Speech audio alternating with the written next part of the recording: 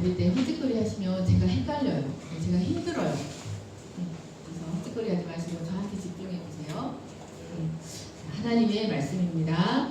말씀을 주신 하나님께 감사합니다. 네, 오늘 말씀은 예수 2장 3절에서 34절입니다. 오늘 말씀 32절에서 34절까지 그럼 여러분이 한 목소리로 교독하겠습니다. 한 목소리로 읽겠습니다. 시작. 이상은 이스라엘 자손이 그들의 조상의 가문을 따라 기스된 자니 모든 진영의 군인 곧 기스된 자의 총계는 60만 3,550명이며 레위인은 이스라엘 자손과 함께 기스되지 아니하였으니 여호와께서 모세에게 명령하신과 같았느니라. 이스라엘 자손이 여호와께서 모세에게 명령하신 대로 다 준행하여 각기 종족과 조상의 가문에 따르며 자기들의 길을 따라 지키기도 하며 획득하기도 하였더라. 아멘. 네, 시간 예배하러 오신 여러분을 진심으로 환영하고 축복합니다. 아멘. 우리가 다시 지난주 말씀을 돌아보겠습니다. 민수기 2장은 이스라엘의 진영 배치에 관한 말씀입니다. 그래서 어떻게 진영을 배치해야 하고 또 행군할 때는 어떤 순서로 행군해야 하는지를 가르쳐 주시는 말씀이었습니다. 그런데 여러분, 이 말씀 속에는 너무나 놀라운 하나님의 진리가 담겨 있습니다.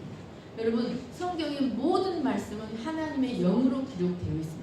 그래서 레위기 말씀도 민수기 말씀도 모든 말씀이 우리를 하나님의 사람으로 가르치고 양육하기에 유익한 말씀입니다. 이것이 되게 무슨 뜻인가 도대체 하는 그 말씀도 의미 없이 기록된 말씀이 하나도 없다는 것입니다. 자, 우리가 지난주 말씀에서 이 진영의 특징, 진영과 행군도의 특징이 뭐냐면 첫째로 각각 자기 지파의 기호 그리고 자기 진영의 군기 곁에 진을 치라는 것이었습니다. 이를 통해서 이스라엘은 세 지파씩 동서남북에 이제 진영을 찾는데 이로 인해서 모든 지파는 각각 자기의 정해진 자리가 있었다는 것을 배웠습니다. 그리고 모든 장막은 반드시 회막을 중심으로 하되 회막을 향하여 그 입구가 열려있도록 쳐야 했습니다. 그래서 이스라엘 모든 백성은 모두가 성전에서 이렇게 떠있는 구름기둥, 불기둥을 항상 보면서 생활하도록 회막을 향해 그리고 향해 장막을 치도록 하셨습니다. 그리고 세 번째는 이 군대의 특징은 바로 왕이 누구시라고요? 여호와입니다.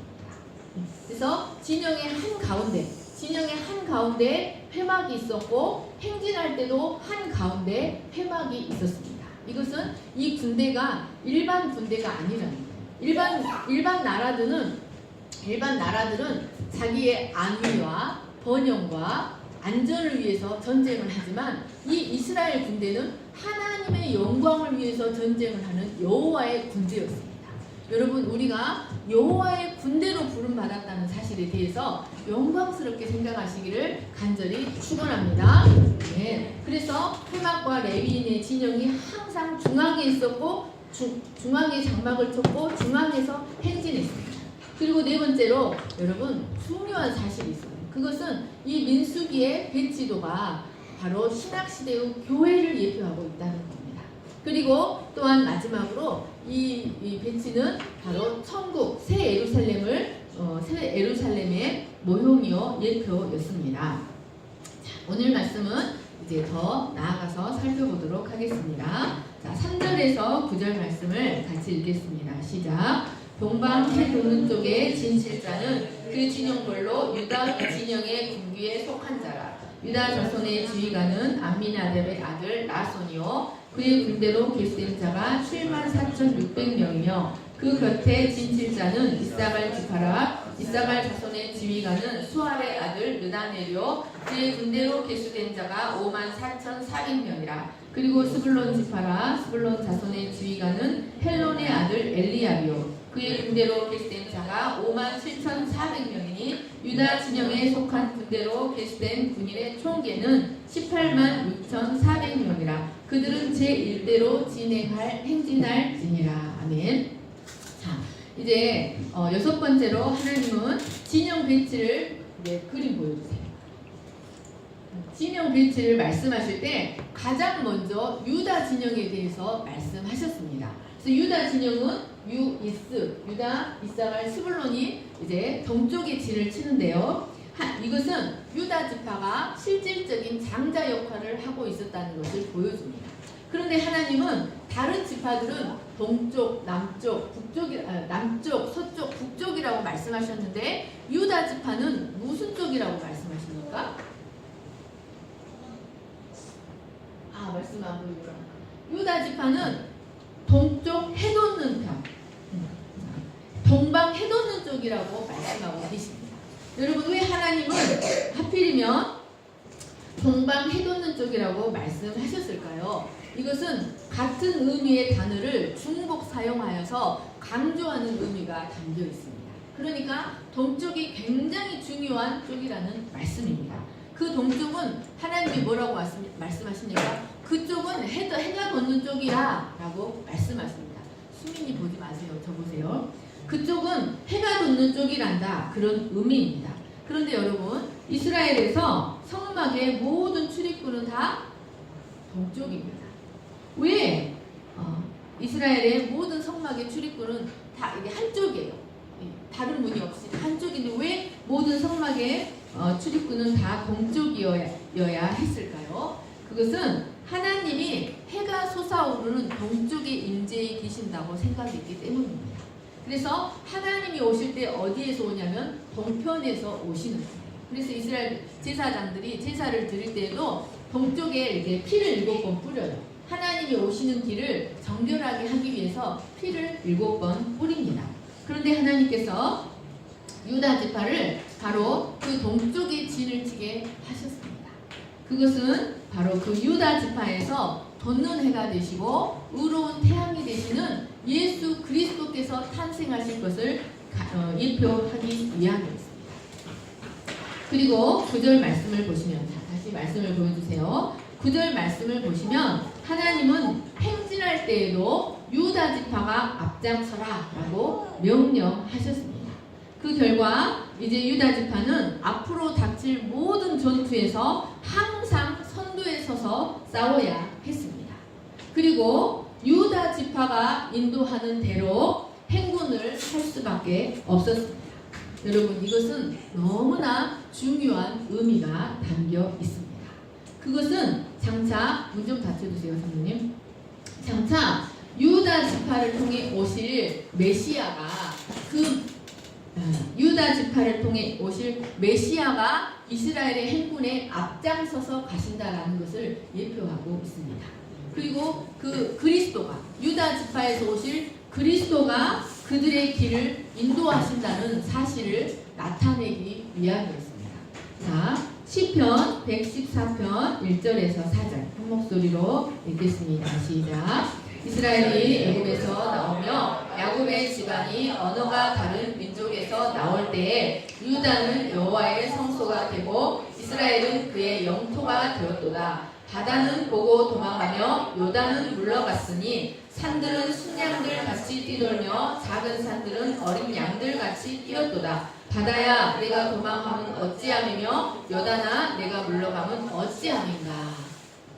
여러분, 이 말씀이 무엇을 가리키시는 말씀인 것 같습니까? 바로 출애굽 역사와 홍해 도하 사건을 노래하는 말씀입니다.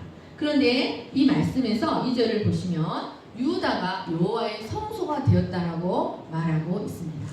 이것은 예수 그리스도 하나님의 보좌가 유다 지파에 있었다, 이런 뜻입니다.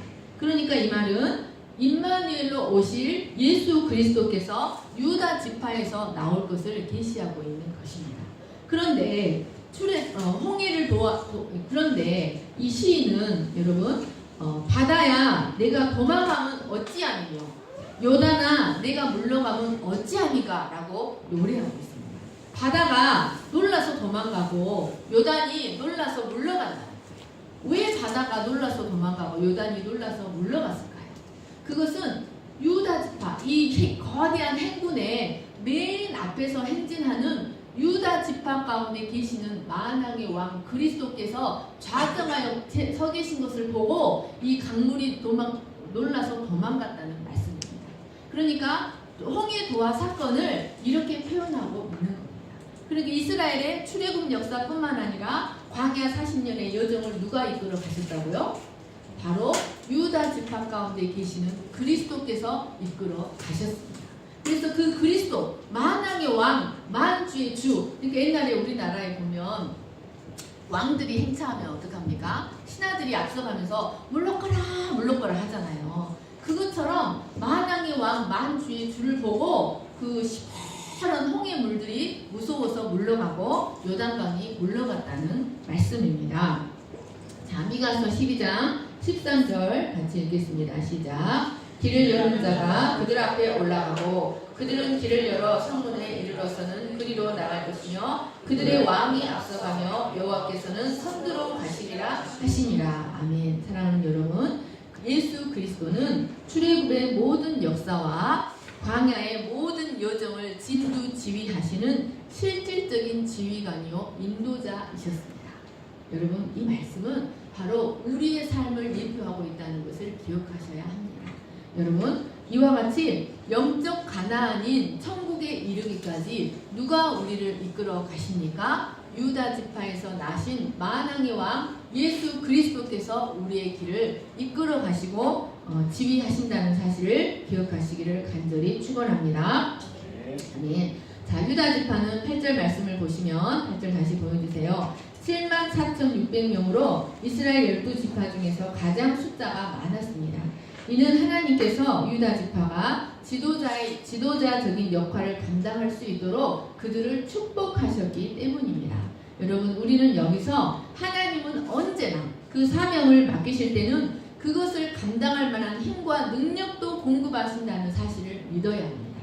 하나님은 그냥 사명을 주고 던져놓지 않으시고 그 사명을 감당할 수 있도록 훈련하시고 그에 합당한 능력도 공급하신다는 것을 믿으시기를 간절히 축원합니다. 그래서 하나님의 일꾼으로 부르심 받은 자들은 처음에는 부족한 것 같아도 가만히 지켜보면 그 일을 감당할 수 있도록 하나님이 친히 그들을 키워가시는 것을 느낄 수가 있습니다.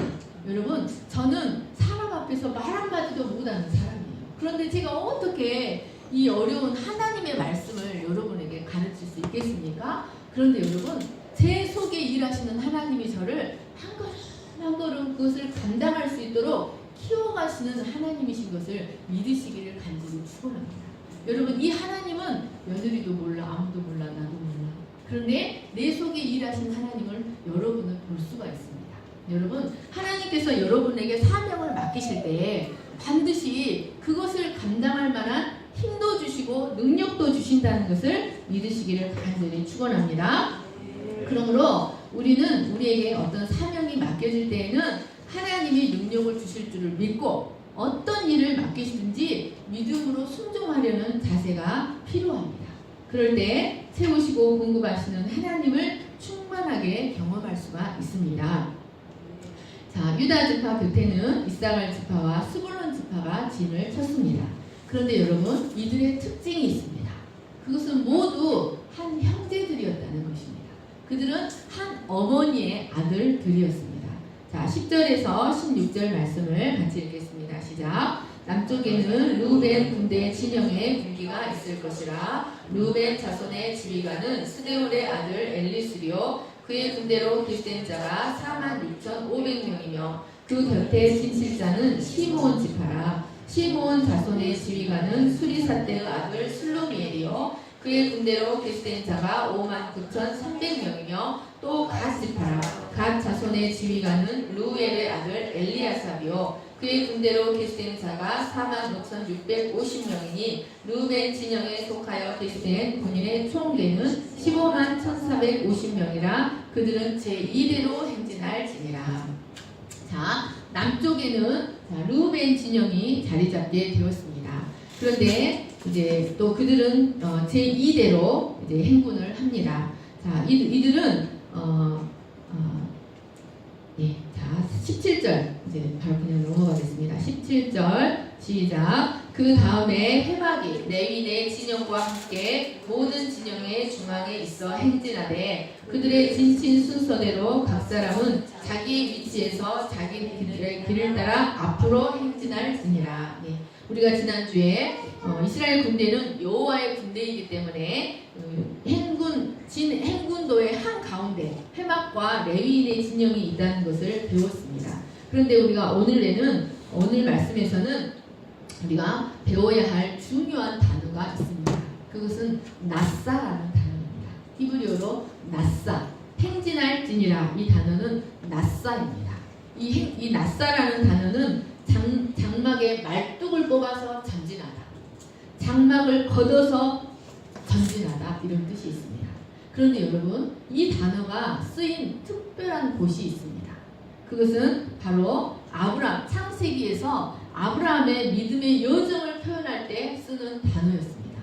갈 바를 알지 못하고 나갔지만, 갈 바를 알지 못하였지만 그가 나간 것이 바로 나사였습니다.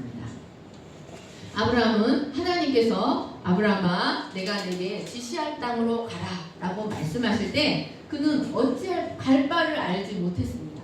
그 목적지를 어떻게 가야 되는지, 어디로 가야 되는지를 알지 못했습니다. 그러나 그는 하나님의 인도하심을 온전히 믿고 장막에 말뚝을 뽑았습니다. 그리고 장막을 거두어서 믿음의 여정을 나아갔습니다.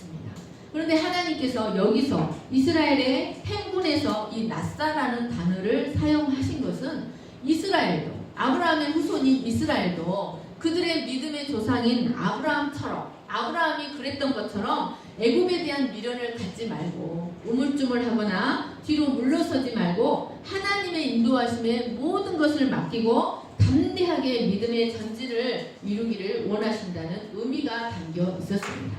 그러니까 여러분, 이 우물쭈물하거나 뒤를 돌아보는 것은 만군의 여호와 하나님을 총사령관으로 모시는 하나님의 군대에는 어울리지 않는 일이었습니다. 하나님은 그들이 오직 전진, 하나님을 믿고 하나님의 인도하심을 믿고 오직 전진하기를 원하셨습니다. 그런데 여러분, 40년 동안, 38년 동안 이스라엘 백성의 특징이 무엇이었을까요? 이스라엘 백성이 변함없이 끊임없이 일으킨 운동이 있어요. 한자를 쓸 수 있으면 참 좋겠는데, 이스라엘 백성이 광야에서 끊임없이 이렇게 지도자를 세워서, 그것도 막 지도자를 세워서 한 운동이 있어요. 그게 뭐냐면 애굽 운동이에요. 위턴, 애굽으로 돌아가자. 힘들어서 못하겠다. 애굽으로 돌아가자. 하나님이 가장 싫어했던 애굽 운동이었습니다. 하나님은 그들이 절대로 뒤를 돌아보거나 우물쭈물하거나 애굽에 대한 미련을 갖지 않고 오직 전진하기를 원하셨습니다. 그래서 하나님이 구름 기둥이 뜨면 그들은 말뚝을 뽑아야 돼요. 구름 기둥이 뜨면 장막을 거두어야 돼요. 거기에 머물러 있고 거기에 오래 살고 싶어도 구름 기둥의 인도를 따라 그들은 말뚝을 뽑고 장막을 거두어야만 했습니다. 그러나 이스라엘은 어려움에 처할 때마다 끊임없이 애굽을 그리워하고 끊임없이 애굽으로 돌아가고자 하였습니다. 결국 그들은 여호수아와 갈렙을 제외하고는 한 사람도 가나안 땅에 들어가지 못하고 광야에 엎드려져서 죽었습니다. 여러분, 이 말씀은 우리도 마찬가지로 어떤 어려움이 있어도 믿음의 전진을 포기해서는 안 된다는 사실을 우리에게 가르쳐주고 있습니다. 여러분, 어떤 어려움이 닥쳐도 우리는 항상 하나님의 인도하심, 하나님은 결코 우리를 떠나지 아니하시고 결코 우리를 버리지 아니하신다는 것을 믿고 항상 전진해야 한다는 사실을 기억하시기를 간절히 축원합니다. 우리가 어려움이 생길 때 뒤로 물러서면 편안할 것 같지만 결코 그렇지 않습니다. 그것은 오히려 그 상황을 더욱 악화시키는 어리석은 행위일 뿐입니다. 여러분, 히브리서 기자는 우리를 가리켜서 뭐라고 표현합니까? 뒤로 물러가 침륜에 빠질 자가 아니라고 설명하고 있습니다. 그러니까 우리에게 어떤 어려움이 닥치든지 우리는 그 어려움을 돌파하면서 그 어려움을 통과해서 가야 됩니다. 그 어려움을 통과하지 않으면, 여러분, 제가 살아보니까 하나님이 정하신 어려움을 통과해야 돼요. 그런데 그 어려움을 통과하지 않으면 다음에는 그보다 더 큰 강도의 어려움이 우리에게 찾아옵니다. 우리가 여호와의 군대 하나님 나라의 백성이 되기 위해서 반드시 통과해야 될 여정입니다. 그래서 고난이 없는 하나님의 백성은 한 사람도 없습니다. 그래서 어떤 어려움, 어떤 고난이 올지라도 또 그 고난의 기간이 얼마나 긴다 할지라도 우리는 뒤로 물러서지 않고 말뚝을 뽑고 장막을 거두어서 전진해야 한다는 것을 믿으시기를 간절히 축원합니다. 18절에서 24절을 보십시오. 자, 이 에브라임 진영에 속한 제3대입니다. 그들은 머물러 있을 때에는 해막의 서쪽에 위치하였고 행진할 때에는 제3대로 행진하였습니다.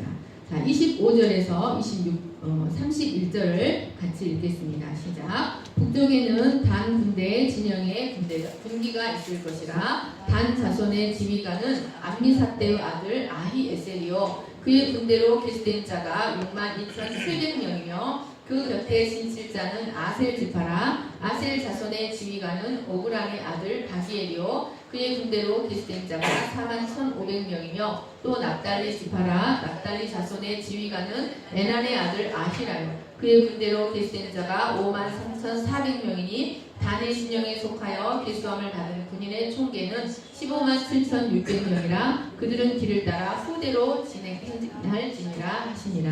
아멘. 자, 이제 단 진영은 이제 제4대로 후미에서 행진하였습니다.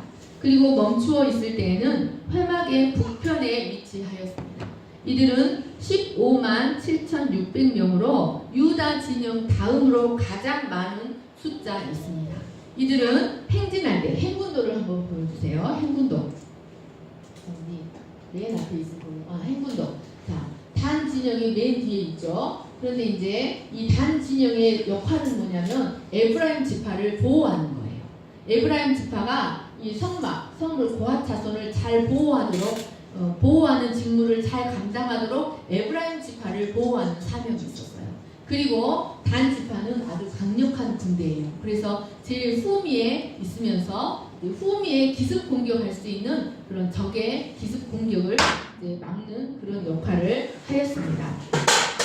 자, 32절에서 34절 말씀을 같이 읽겠습니다. 시작. 이상은 이스라엘 자손이 그들의 조상의 가문을 따라 계수된 자니 모든 수령의 군인 곧 계수된 자의 총계는 603,550명이며 레위인은 이스라엘 자손과 함께 계수되지 아니하였으니 여호와께서 모세에게 명령하신 바 같았느니라. 이스라엘 자손이 여호와께서 모세에게 명령하신 대로 다 준행하여 각기 종족과 조상의 가문에 따르며 자기들의 길을 따라 진치기도 하며 행진하기도 하였더라. 아멘. 여러분, 지난주에 말씀드렸듯이 이스라엘 백성은 이 하나님이 민수기에서 말씀하시기 전에는 그냥 자기들 가고 싶은 대로 가고 자기들이 장막 치고 싶은 대로 가고 자기들이 서서 행진하고 싶은 대로 아무 데서나 행진했어요. 그러나 이제는 하나님이 명하신 자리에 장막을 치고 하나님이 명하신 순서대로 행군을 했습니다. 자, 여러분 603,550명이 그 광야에서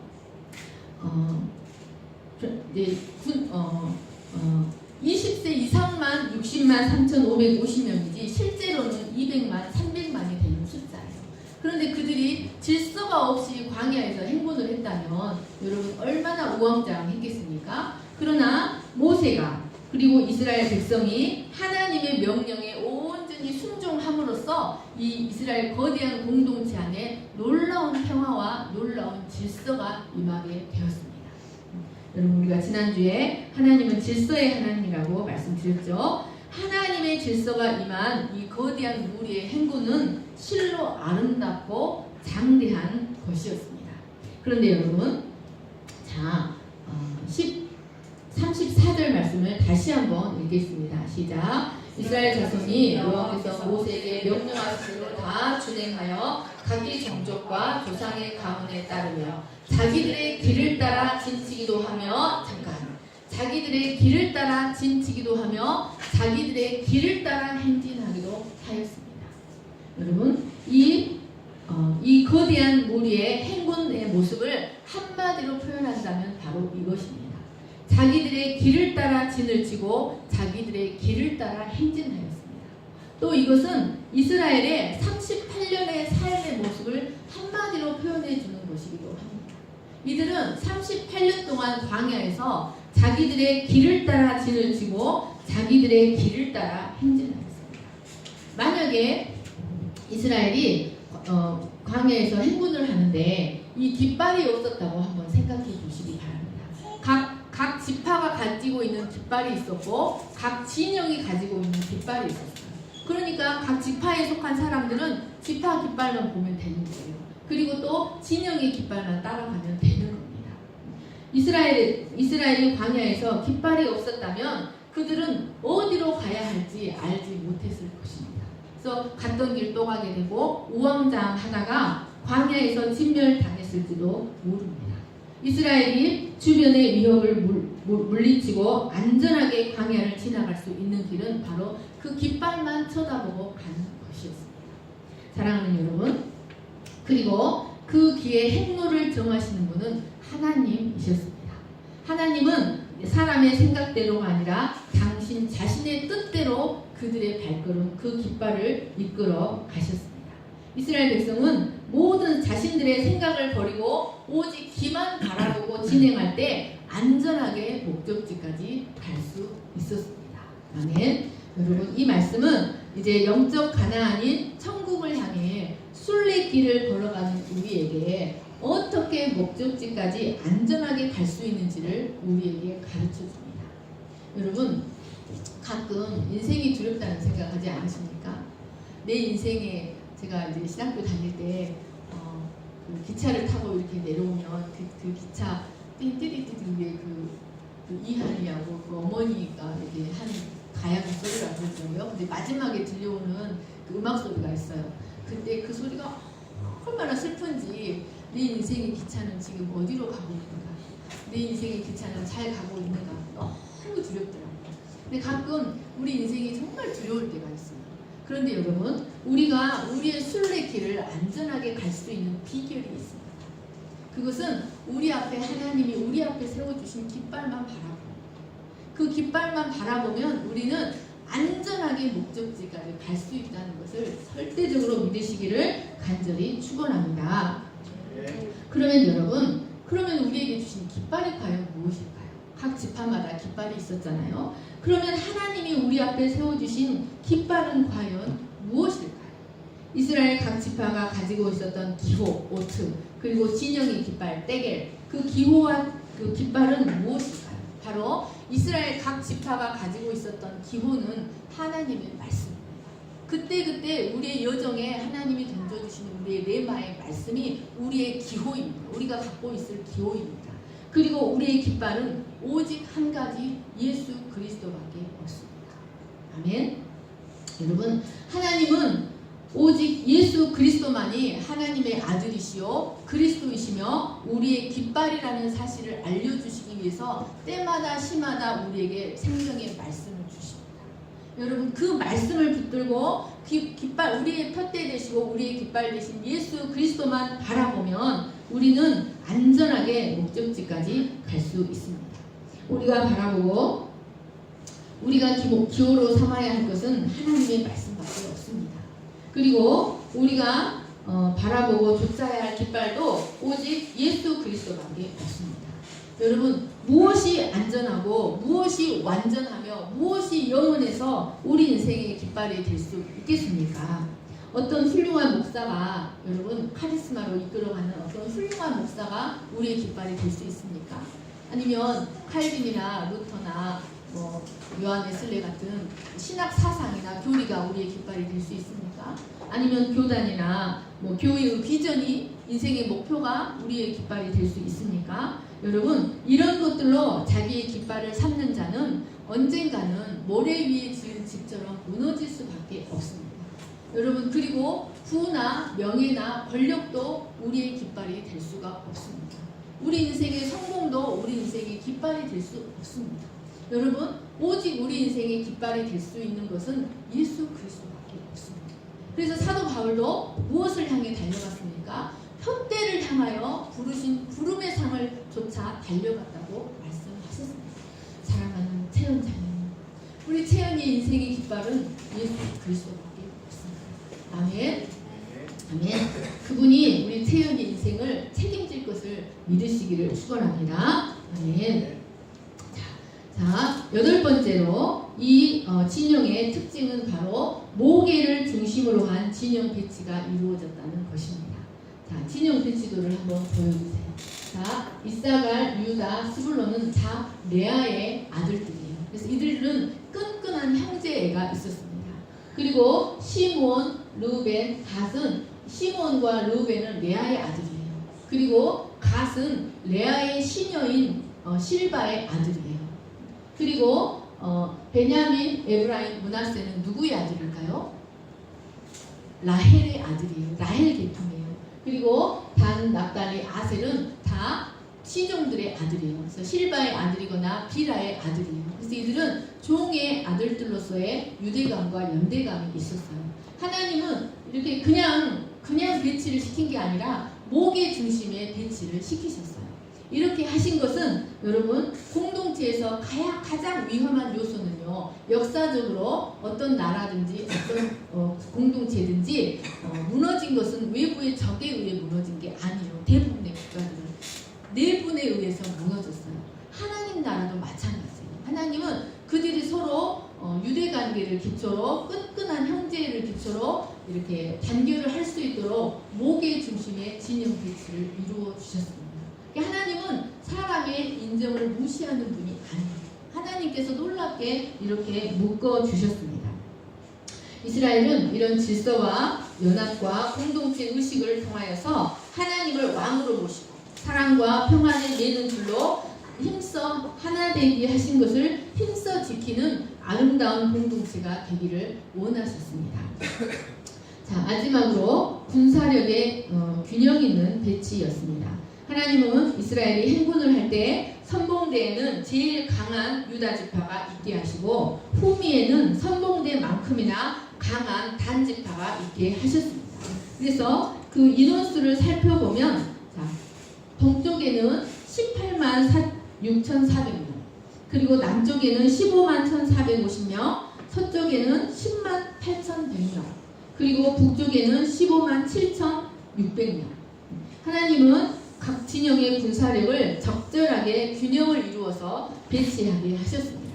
그래서 에브라임 지파가 가장 작잖아요. 그래서 에브라임 지파를 이 단 진영이 이 후미에서 에브라임 지파를 보호하면서 가도록 하신 것입니다. 이를 통해 하나님은 이스라엘이 각 지파 간의 조화를 이루고 약점은 서로 보완하면서 효율적으로 공격과 방어를 할 수 있는 최강의 군대가 되게 하셨습니다. 이렇게 하나님은 이스라엘 각 지파를 각자가 가진 환경과 역량에 따라 적재적소에 배치되게 하셨습니다.